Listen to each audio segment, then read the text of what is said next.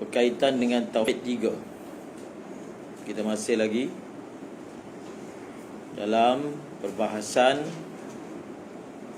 berkaitan dengan Tauhid 3. Jadi sekali lagi kita sebut, ada yang membahagikan Tauhid itu kepada Rububiyah, Uluhiyah dan Asma' wa Sifat.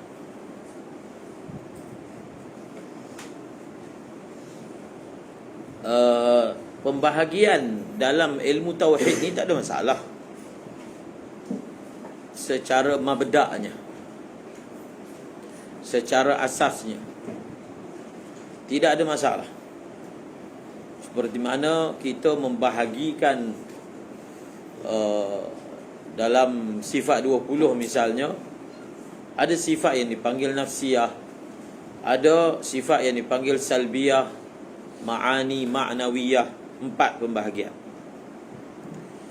Jadi pembahagian berlaku dalam ilmu bagi menyusun ilmu tersebut. Sebab itu kita kata, dan ini yang dijawab oleh guru kami dalam ilmu Tauhid ni, Syekh Muhammad Darwish Al-Yamani, bahawasanya segi pembahagian itu ataupun segi mabda'nya tidak ada masalah kalau sekadar pembahagian. Tetapi natijah ataupun masalah yang dibina atas mabda' ni, masalah yang dibina atas mabda' ini ataupun natijah daripadanya adalah perkara yang bermasalah. Sebenarnya kalau ingin dilancarkan kritikan, boleh kita sebut bahkan pembahagian Tauhid itu kepada 3 itu sendiri bermasalah. Pembahagian itu sendiri bermasalah. Dari segi apa? Dari segi bahawasanya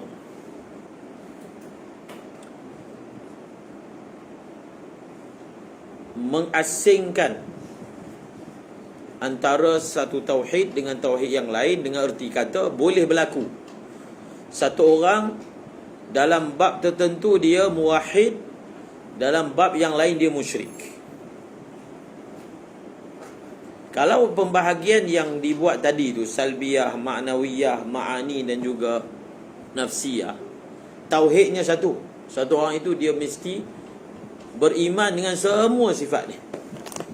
Dia tak ada istilah kalau satu orang itu beriman dengan sifat nafsiyah sahaja, tapi dia tak beriman dengan sifat ma'nawiyah misalnya, ataupun salbiyah misalnya, maka orang ini dia separuh perkara tauhid muwahhid, separuh lagi tidak muwahhid. Dia tak berlaku macam tu. Kalau gagal salah satu daripada 20 sifat ini, maka dia bukan Islam. Faham? Dia bukan Islam. Tidak ada istilah seperti mana dalam Tauhid 3 orang-orang kafir musyrik, dia dalam bab rububiyah beriman dengan Allah, dia tidak berkumpul. Iman dengan kufur ni mana boleh berkumpul? Kalau orang tu mukmin, dia bukan kafir. Kalau dia kafir, dia bukan mukmin. Tak ada istilah dia beriman dalam perkara ini. Kalau dalam rukun iman misalnya, kalau seseorang itu mengkafurkan salah satu daripada 6, maka dia kafir. Itu asas kritikan ulama terhadap Tauhid 3 ni. Dan daripada segi sejarahnya, orang yang mengisbatkan pembahagian ini di dalam kitabnya bukan sekadar isbatkan, tetapi membuat natijah-natijah dan furu' bagi Tauhid 3 ini adalah Syekh Ibn Taymiyah, yang menyebut secara sarih dan membahaskannya dengan panjang lebar beliau. Dan beliau ini pula telah menakalkan perkara ini daripada orang yang sebelumnya seperti daripada Ibnu Battah Al-Akburi. Ibnu Battah Al-Akburi. Ini nama-nama ni perlu dikenali.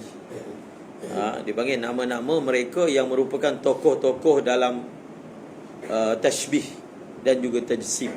Antaranya yang diangkat, disebut selalu ini Ibnu Battah Al-Akburi dalam kitab beliau Al-Ibana an Syari'atil Firqatil Najiyah, dan juga Ibnu Mandah dalam kitabnya At-Tauhid. Al-Ibana an Syari'atil Firqatin Najiyah.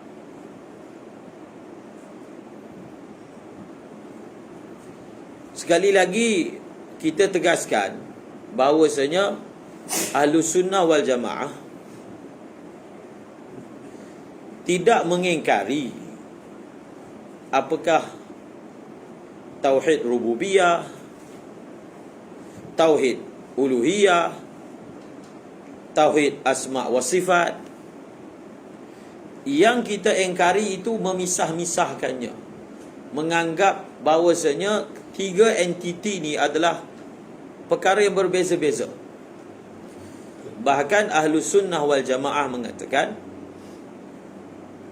anna tauhidar rububiyah huwa tauhidul uluhiyah wa huwa tauhidul asma was sifat. Dia bukan tiga entiti yang berbeza-beza.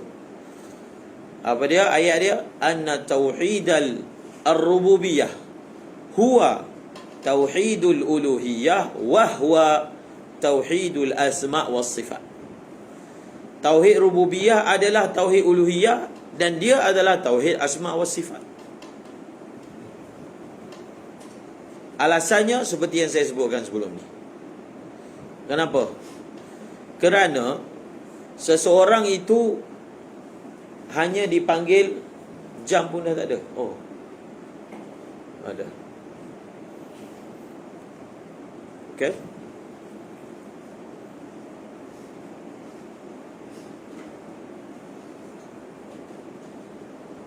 Ya Latif. Kerana apa? Seseorang itu tidak dipanggil muwahhid, melainkan apabila dia beriktikad hanya Allah yang mencipta, memberi rezeki, memberi manfaat, memberi mudarat, dan dia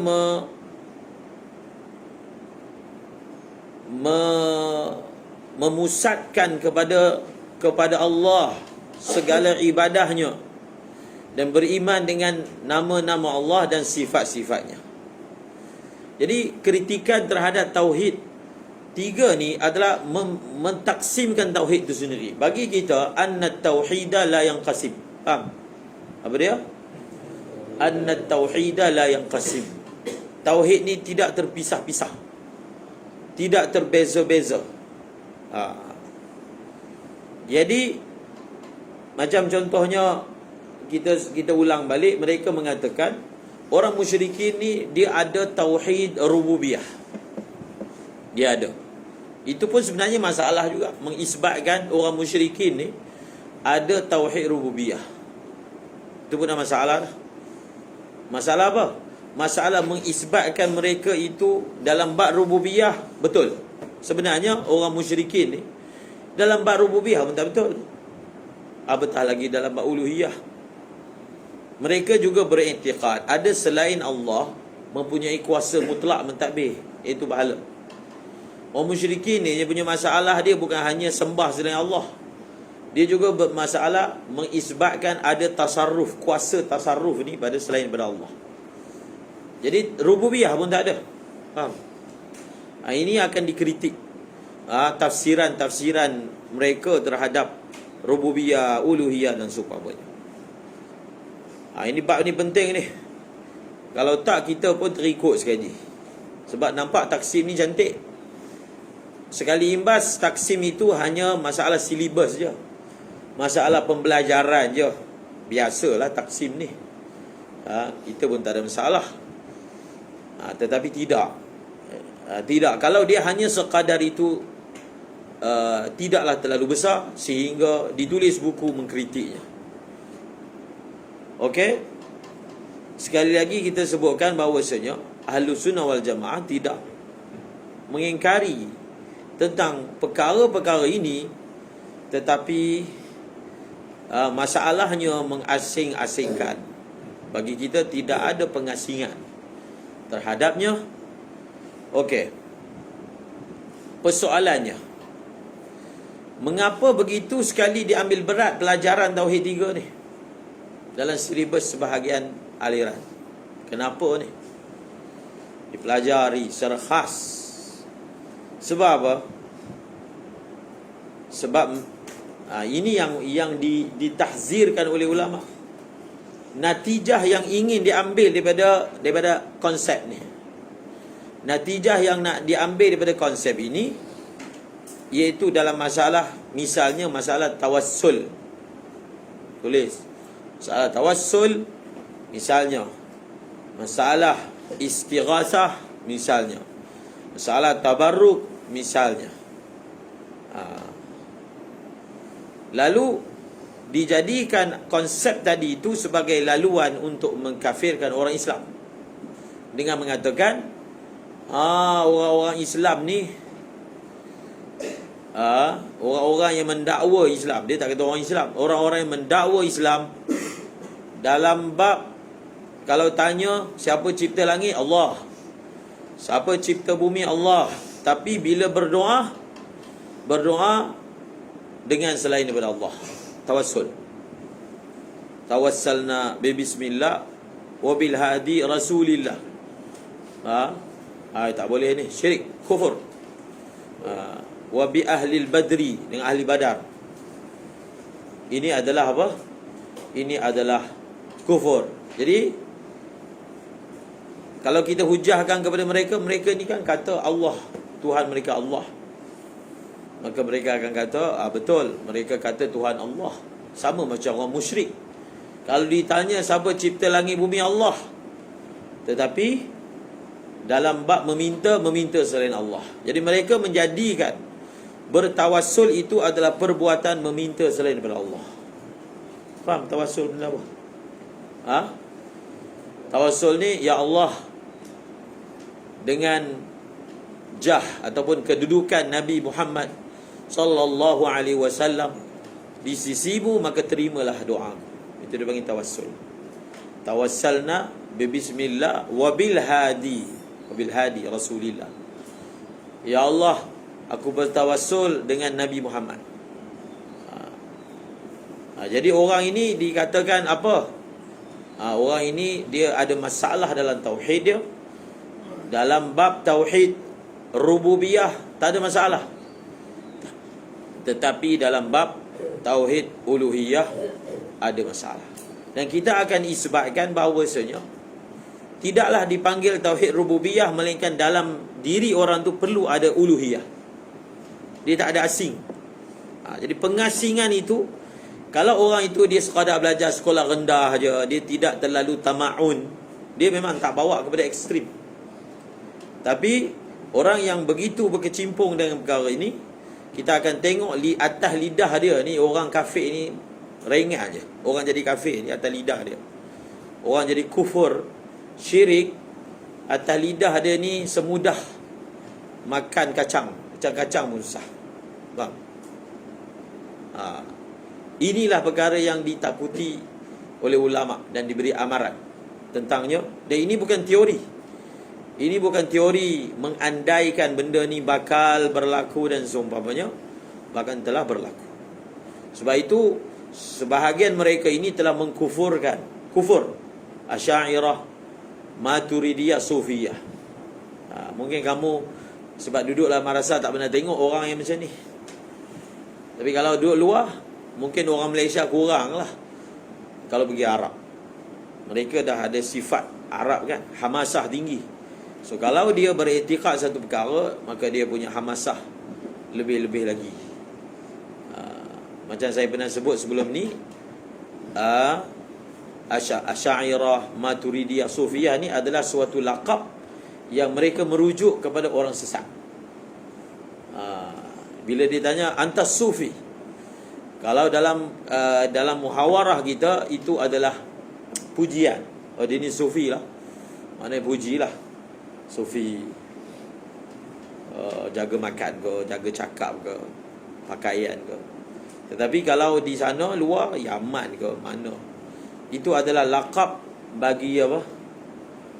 Bagi cercaan, zam. Dia nak kutuk kita, faham? Sufi ni maknanya golongan sesat. Mungkin ada yang berhujah, kami tak. Kamu tak, alhamdulillah. Kita cakap orang yang buat tu, faham? Kalau kamu tak buat, alhamdulillah. Tetapi itulah dipanggil fenomena yang berlaku, sehingga perlu ditulis pula buku untuk bara'ah, membela Asy'ariyah sebagai dia adalah i'tiqad ataupun mazhab mu'zam a'immah, majoriti ulama Islam, bukan orang awam. Ulama ada masuk sekali. Jadi kamu nak kata ulama ni apa, kafir ke apa? Okey, boleh kita dapati perkara ini dalam sebahagian tulisan fatwa yang mempunyai kecenderungan terhadap perkara ini. Kalau mereka tak kufurkan pun, mereka akan melancarkan tuduhan bid'ah, sesat, batil. Dan kalau perkara ini dibawa kepada situasi lebih ekstrim, maka bawa kepada kafir, bawa kepada harus untuk mengangkat senjata. Faham? Untuk mengangkat senjata, membunuh orang Islam yang pernah kita sebut sebelum ni. Oleh kerana orang Islam ni adalah murtad, murtad, maka orang murtad lebih dahulu dibunuh daripada orang yang sedia kafir. Bila kita kata pergilah serang Israel tu, ini ada orang murtad ni. Orang murtad ni lebih utama disembelih berbanding orang yang memang lahir-lahir kafir. Dan benda tu adalah berlaku, bukan teori. Berlaku pada masa kini, berlaku pada zaman dahulu, dan dia telah berlaku. Okey.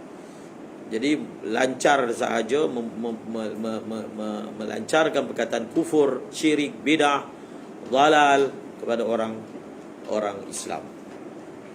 Jadi akan dibuktikan bahawasanya kenyataan bahawasanya orang musyrik ini ada tauhid rububiyah ni tak betul. Dia adalah salah hanya berpunca dalam tafsiran apakah yang dimaksudkan rububiyah, ataupun apakah yang dimaksudkan tauhid rububiyah, uluhiyah dan seumpamanya. Kita akan buktikan bahawasanya banyak ayat dalam Al-Quran yang menyatakan secara jelas orang-orang Arab jahiliyah ni, dia telah mensyirikkan Allah dengan Tuhan yang banyak, dan dalam masa yang sama dia tak beriman pun dengan Allah, dia tak kenal pun Allah. Dia tak kenal pun Allah. Antara ayatnya qulidullaha, bukan, qalu wa man rahman anasjudu lima ta'muruna wa zadahum nufura. Ar-Rahman tu siapa? Mereka meleceh-lecehkan Tuhan pun. Dia tak ada istilah menta'zimkan Tuhan dalam diri orang musyrik, sehingga layak mereka itu dipanggil ada tauhid, ada tauhid rububiyah. Itu mukadimah tu untuk kita faham perkara ni. Maka dibawalah ayat-ayat Al-Quran, dan kita akan bagi jawapan. Apa jawapan kita terhadap hujah yang selalu didendangkan?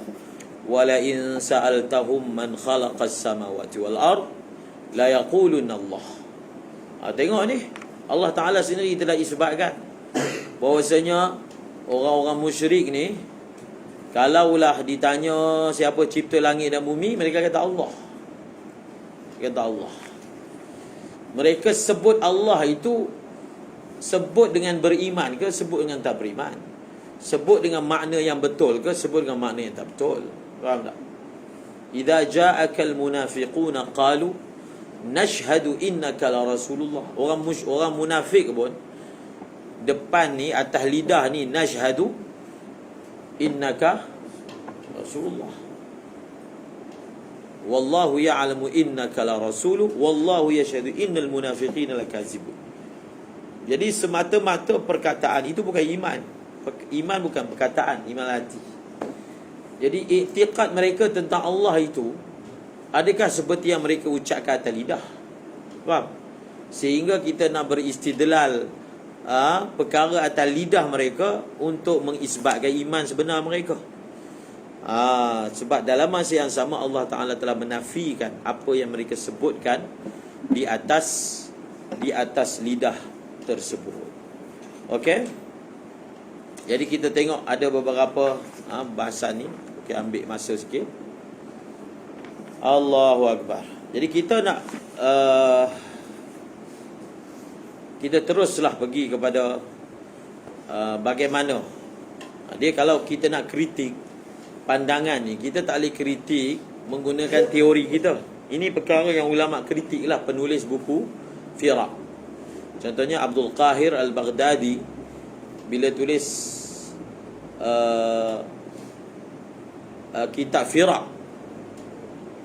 Firaq ni kitab apa? Al-Milal wan Nihal, Al-Farqu bainal Firaq. Bila baca buku ni dipanggil buku yang menyenaraikan aliran-aliran sepanjang zaman dalam bab akidah. Maka antara perkara yang ulama bagi catatan bila baca buku ni, contohnya kita nak tahu apakah akidah Syiah. Ada tulis apakah ini sebahagian lah. Sebahagian perkara yang diisbatkan dan dinisbahkan dalam buku ini, buku-buku seperti ini, nisbah tu tak betul. Faham? Kadang-kadang nisbah tu berlebihan. Kumpulan tu memang sesat pun, tapi dia tak adalah sampai kata macam ni. Itu biasa berlaku. Sebab tu kalau betul-betul satu orang tu dia nak belajar bab, dia panggil bab firaq batilah. Kalau di Pakistan ni, lepas habis dauratul hadis, kalau pelajar tu berminat, dia boleh masuk takhasus. Takhasus tu tak lama pun. Dia ambil masa sebulan 2 bulan lepas habis, dia buat kursus untuk mengenali al-firaq al-batilah. Firqah-firqah batilah ni mengenali akidah-akidah mereka dan memberi jawapan untuknya. Dipelajari. Contohnya khususnya yang besar Syiah, yang besarnya Syiah. Jadi cara belajar yang betul, terus ambil daripada sumber. Maksudnya baca buku Syiah. Bukan kita tahu akidah Syiah melalui tulisan ulama yang bukan Syiah yang berteori sendiri tanpa menakalkan dari sumber. So mungkin apa yang dinyatakan itu bukan seperti sebenarnya. Okey. Maka dalam buku ni Syekh Saifuddin dia telah membuat sedikit kritikan terhadap apa yang ditulis oleh Syekh Abdullah bin Baz. Ini terkenallah tokoh Saudiah. Jadi beliau ini ada buat ta'liq kepada matan akidah Tahawiyah. Dan dalam perkara merujuk kepada Tauhid 3 ni, maka ini sedikit kritikan terhadap apa yang beliau syarahkan. Jadi kita tengok ini daripada yang berpegang dengan Tauhid 3 sini, apa mereka tafsirkan Tauhid 3 ni.